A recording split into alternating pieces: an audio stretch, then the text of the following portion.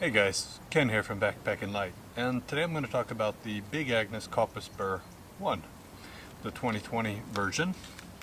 We're out here in Harnessand about to do a tent event, I guess, where we're showing up some equipment, some backpacks, tents, and so on, and I just thought I'd go ahead and talk about the Copper Spur 1.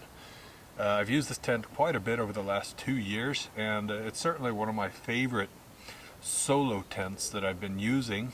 And the reasons are actually quite simple. It's light at about 900 grams with what you see here, and I don't have to have my trekking poles, which is quite nice when I'm focusing on fishing or photography.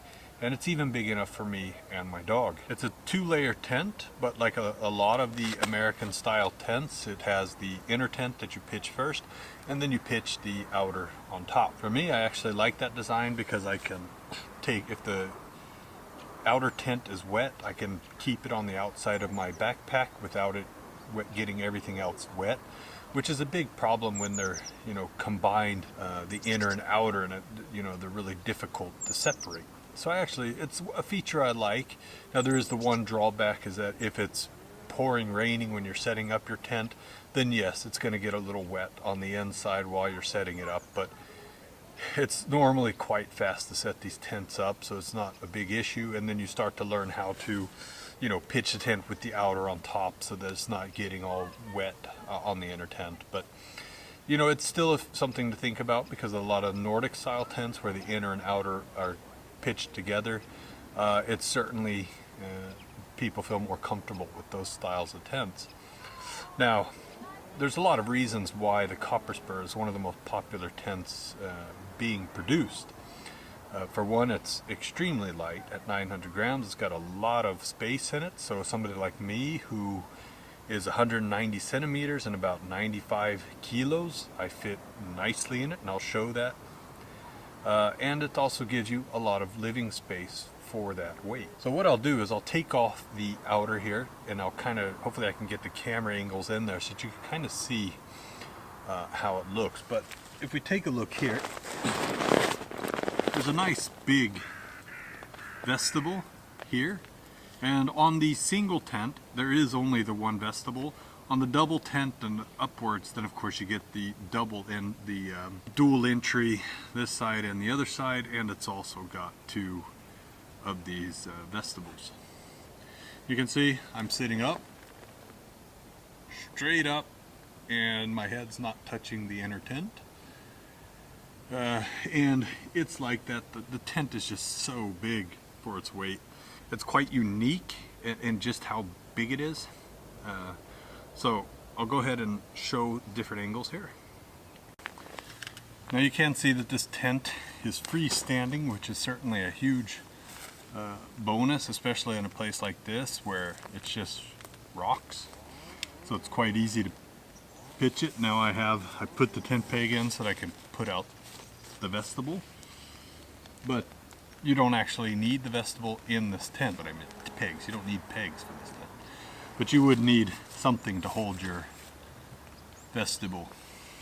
Now this tent has, see if I can, hard to really see it here, but it's got this very big pocket here. And I think that's something they took from their bike pack series, which you can literally put a bike helmet in that pocket and still have room for other things. It's a very big pocket they have up here. And then up over where you would have your head when you're sleeping, you have 3 pockets. You can have your phone there, you can have a book, you can have, even clothes in that pocket. And those are quite big pockets as well. And you even have a big mesh pocket on the inside door here. So it's certainly a tent maximized for comfort. And it's also why I usually pick this tent if I'm looking for a solo tent, because it gives me a lot of comfort. I've also had this tent a lot in the mountains. I've had it up to about 15 meters per second. And if it's pitched properly, and that would be like this side towards the wind, at least that's how I found it to be the most stable, and then I pitch all of the extra guy lines and so on, then it holds up quite well in high winds as well. I don't know if I'd want it in much higher winds than that, but summertime in the mountains, it's rarely I encounter winds heavier than that. I wouldn't use it for the winter. It's not made for winter.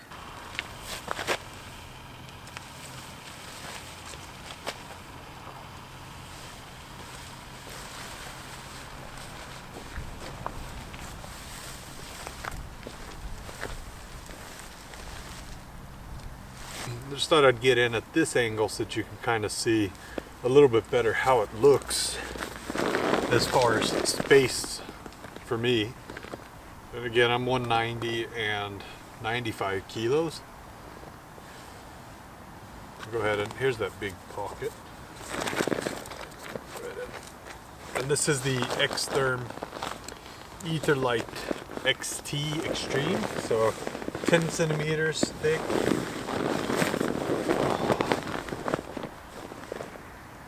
There's plenty of room, even for my feet down here.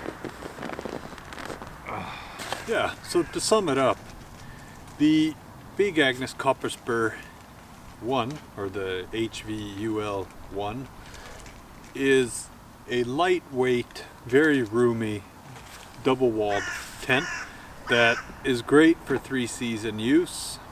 I don't really have any major complaints with it. I would say that something to watch out for is that it is a lighter material, so if you're afraid of getting holes in the floor and so on, you'd probably want to get the footprint for it. So you can really tell that the Big Agnes Copper Spur is one of Big Agnes's